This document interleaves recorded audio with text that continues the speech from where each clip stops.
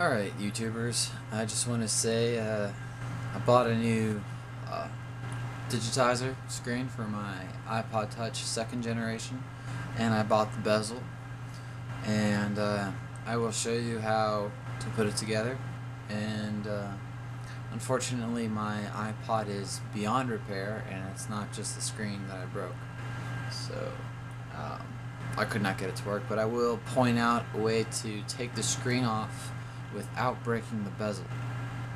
If you really want to do that, it's a little bit meticulous, but you can do it. Alright, now here's what the iPod looks like with the screen already off. And I want to emphasize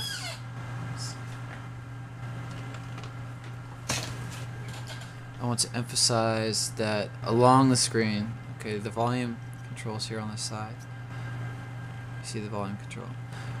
Along the screen you'll see 3 little snaps, lock in place snaps on the side of the screen, and 4 on this side.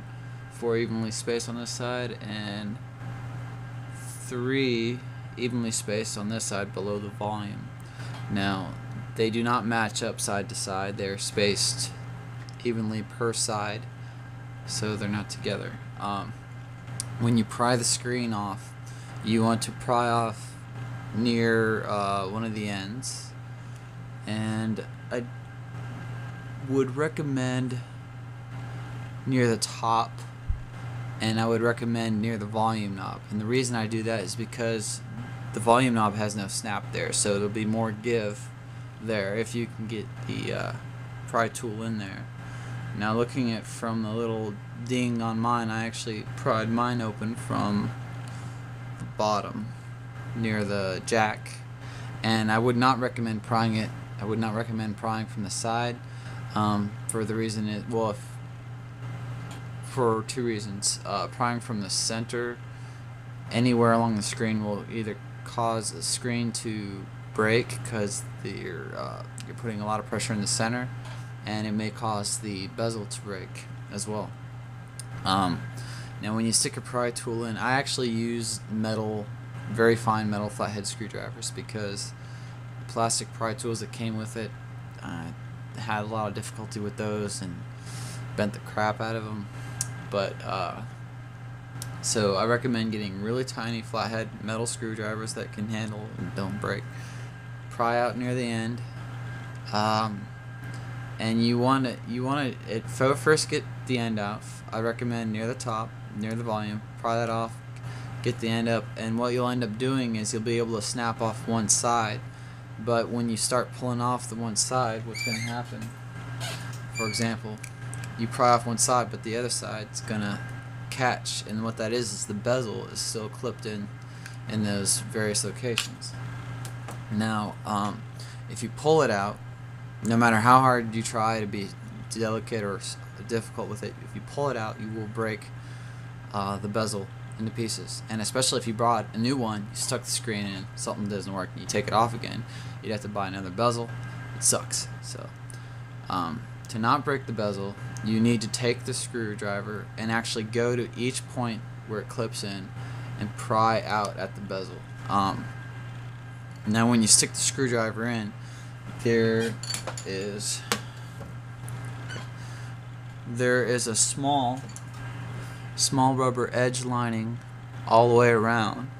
If you happen to stick the screwdriver in between the rubber lining and the screen, you're prying the screen out of the bezel, which is not what you want.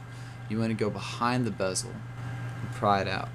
Now, when you do that, you will damage a tiny little rubber band type sealing they have at the edge, but that's a little bit less waterproof, I guess, but it saves you the bezel, and if you really want, you could probably seal it when you put it back together. Now, this is the completed screen transfer. I had to take off the basically the button mechanism from the previous item, and that involves basically a sticker contact and the little thing that actually makes it have a pop sound, and the button itself. Other than that, I moved that over. I melted down the plastic points, and I stickered on with the self-adhesive the bezel to the Digitizer. So this is complete, and you could say flawless, new piece that snaps on. And I did get this on, and I got it in place, and everything was perfect, except for the fact that my iPod's broken. So keep that in mind. When you're prying off, I recommend doing it near an end, preferably right next to the volume knob. You'll probably get more leverage there. Don't go inside the rubber sealant, go outside the rubber sealant so you can catch the bezel. So use a metal screwdriver, very fine, outside the bezel, pry out near the volume knob, and once you do that, you'll be able to get one of the sides off, and then you have to pry out either at each 4 locations to get the bezel off this side without breaking it, because you can't pull it all the way off. It'll still fight you.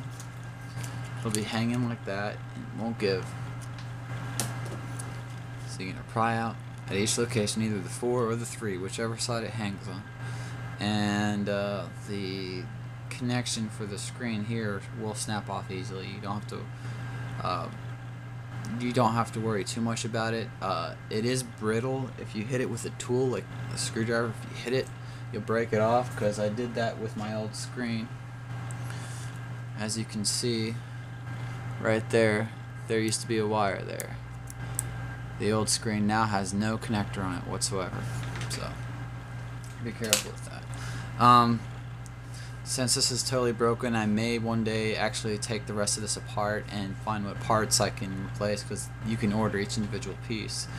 I've taken all the screws out and tried to take out what I could, but it seems that this whole thing is really stuck, which makes me believe that they use the heat activated adhesive of some type or glue for the whole processor board, motherboard, whatever you want to call it, behind the screen. It looks like it's saran wrapped in, or not saran wrapped, but like heat shrunk wrap, and it's basically stuck to this pretty bad, or very difficult to get out.